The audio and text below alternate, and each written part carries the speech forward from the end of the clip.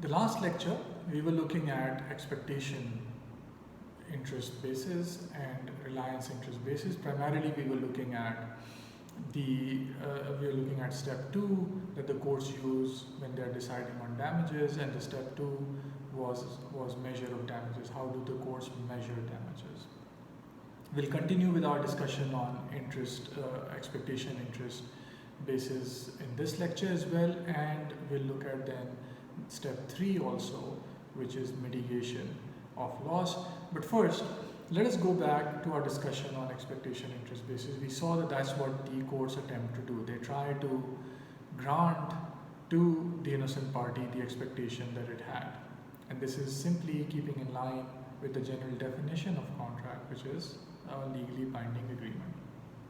We also saw that where expectation is not certain, where it's just speculative, it's just a mere guess, then courts do not grant such expectations. Instead, they then only allow the innocent party the actual expenses that the innocent party can show and prove it spent on the guilty party in reliance upon the contract.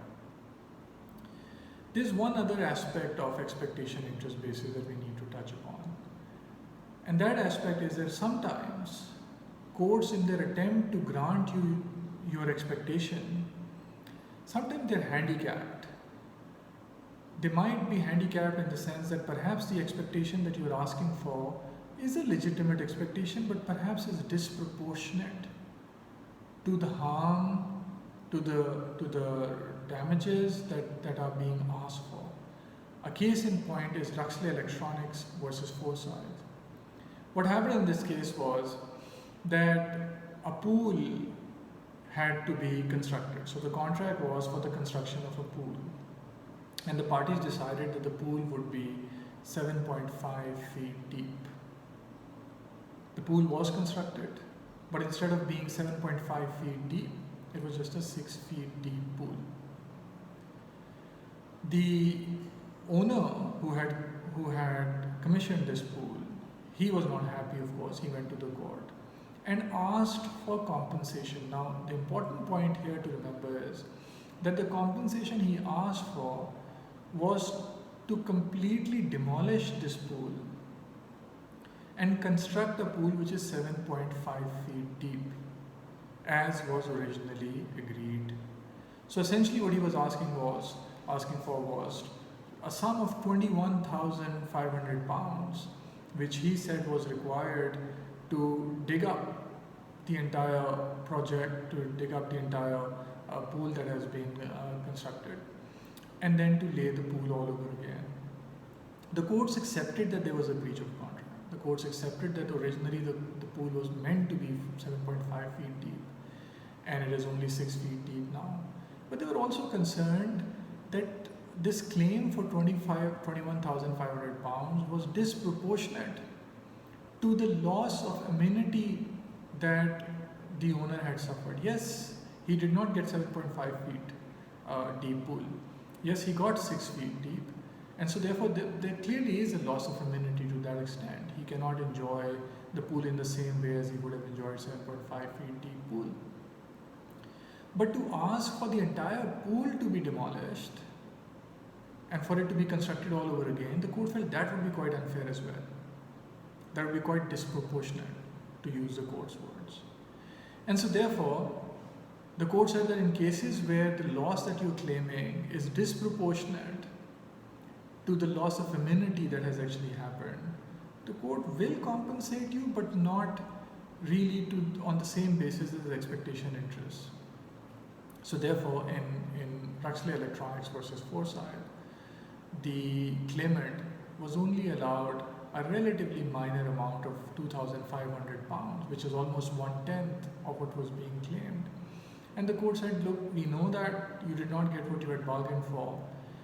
This 2,500 pounds is the compensation that we are asking the contractor to pay to you, but sorry, the compensation that you had asked for, which is 21,500, that is disproportionate, that's too much.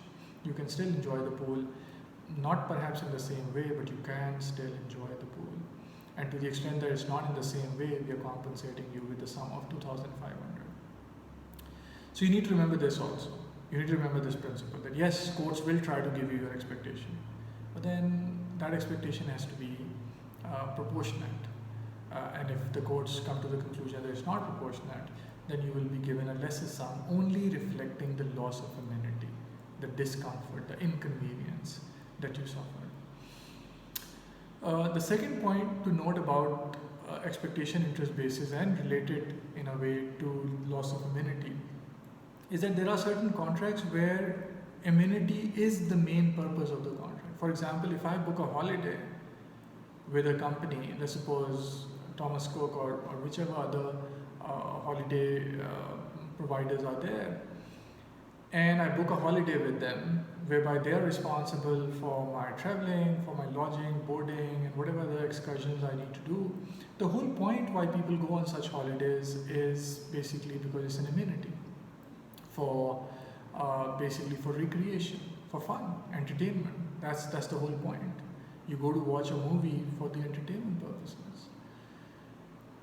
In such contracts, if there's a breach, should you still only be allowed just a small amount? Or should the entire amount that you had paid to the holiday providing company be refunded? That issue has also come up before the court. Normally, the principle on this is that loss of amenity only attracts minor compensation. Compensation on the lower side. So if you remember, one of the examples we had earlier seen was where you were supposed to travel to Islamabad and the flight got cancelled because of which you couldn't travel. We saw that it would be quite legitimate for you to claim that you suffered some stress, some mental anguish. It would be quite legitimate for you to claim that some time was wasted as well. And you would get compensation for that. But because these are primarily intangible, abstract concepts, stress cannot really be quantified. Similarly, time cannot really be quantified. So although you will be given some compensation, that compensation cannot really be said to be a true reflection of what your expectation was. So they will be on the lower side. So when we talk of expectation interest basis, yes, that is the aim of the court. That is what they try to do. But there are limits on this expectation interest basis. One limit was where expectation was not certain enough. We saw the case of Anglia Television versus Reed, where you're not able to prove to the court satisfaction what is it that was your expectation. Then you get reliance interest basis, compensation on that basis. Another limit on expectation interest basis we saw was when what you're claiming is disproportionate to the actual loss that you've suffered. And thirdly, in terms of loss of amenity itself, the loss really would have to be a guesswork at the end of the day. The compensation that would be given to you would really have to be just the best guess that the judge can make, the best effort that he can make to compensate you. It would never be accurate because these things by their very nature, stress, time, these by their very nature cannot be quantified. Right. Let us quickly move now to step 3. So step 1 for damages that the courts used was to see if the loss was even foreseeable or not. Step 2 was, if it is foreseeable, then how do you measure it? Step 3 is kind of like flowing from step 2, and some books describe it as part of a measure of damages, which is fine. I treat it separately simply because it then makes it easier for you in the exam to remember that there was this third thing also that you had to mention if you get a question on damages. So it's just a matter of recalling that there was this other step you needed to discuss as well. And this other step is called mitigation of harm. Mitigation means reducing the loss. Now normally, if there are two parties to a contract and one has breached the contract, that party which has breached the contract is called the guilty party or the defaulting party. And the party that is at the receiving end of the breach is called the innocent party. And usually it is the defaulting party that is punished. It is the party that breached the contract who has to face the consequences.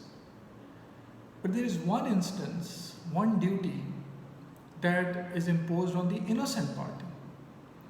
So although it's innocent it has been at the receiving end of the breach, something wrong has happened to it, still law imposes one duty upon it, and that one duty is that law says that look, we understand you are innocent, you have been wronged, the contract that you entered into was not fulfilled, but look, we will not allow you to make things worse. So if you realize that a contract that you had has been breached, you are under a positive obligation to try and contain the damage that arises from that breach. Don't make it worse. Okay? So whatever the defaulting party had to do, that has been done. We will take care of that. We'll punish that party. But you, the innocent party, you should also try and contain the damage. So if you recall, we used an example where students were having a contract with institution, and for some reason institution was not able to provide the tuition.